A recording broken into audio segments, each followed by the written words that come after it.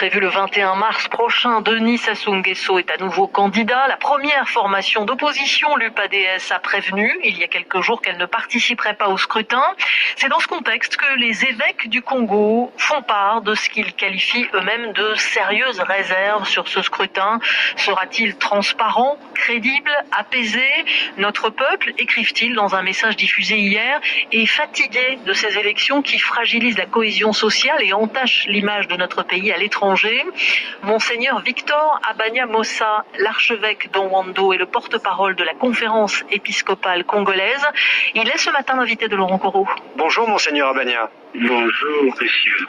Dans le message que la conférence épiscopale du Congo vient de diffuser, vous indiquez que vous émettez de sérieuses réserves qu'une élection présidentielle apaisée, participative, transparente, libre et crédible puisse être organisée dans les conditions actuelles. Sur quoi sont fondées ces réserves? Demain, nous allons passer aux élections. Ce sera sûrement difficile puisque tout n'a pas été fait. Où sont les listes? Est-ce que les listes disent la vérité? Nous parlons de cartes biométriques, on les a pas.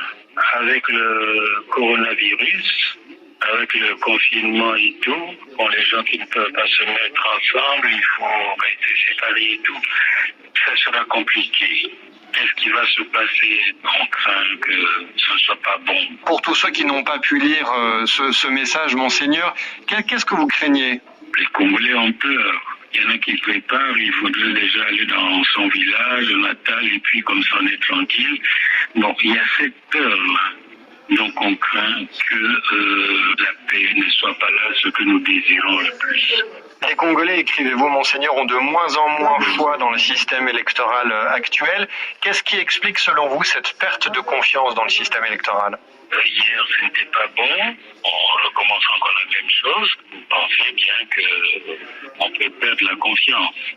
Est-ce que ceux qui votent sont vraiment ceux-là qui doivent voter? Est-ce qu'ils ne votent pas à tel endroit pour aller voter encore à tel autre endroit?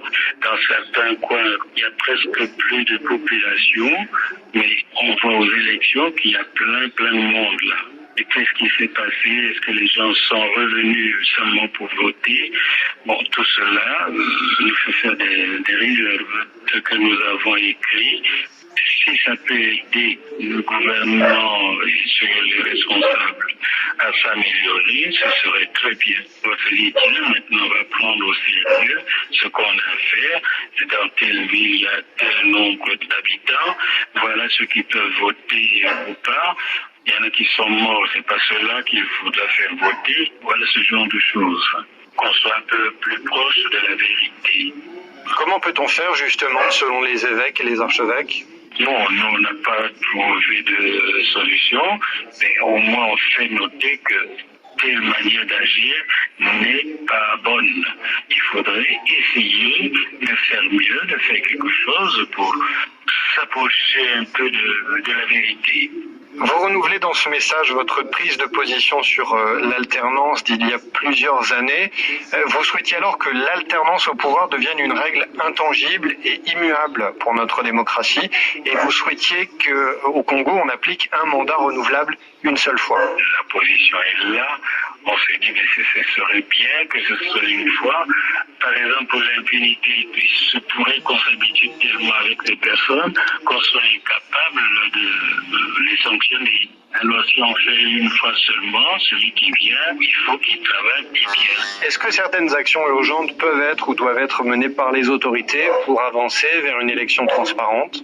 Si toutes les listes peuvent être prêtes avant, et dans les localités on sait qui pourra voter, je pense qu'il n'y aura pas de problème. Bon, mais avec ce que nous avons dit, il y a peut-être encore quelques jours pour que le gouvernement fasse quelque chose et réalise ce qu'il peut réaliser avant ces élections. Qu'est-ce qui motive cette prise de position forte de la conférence épiscopale? Simplement, on écoute les gens, on les entend qui se plaignent et tout. Ceux qui sont dans le gouvernement et tout, ils ne peuvent certainement pas se plaindre comme d'autres, mais les autres se plaignent vraiment. Alors s'ils peuvent nous écouter, ils penseront à tout Congolais et il n'y aura pas de problème.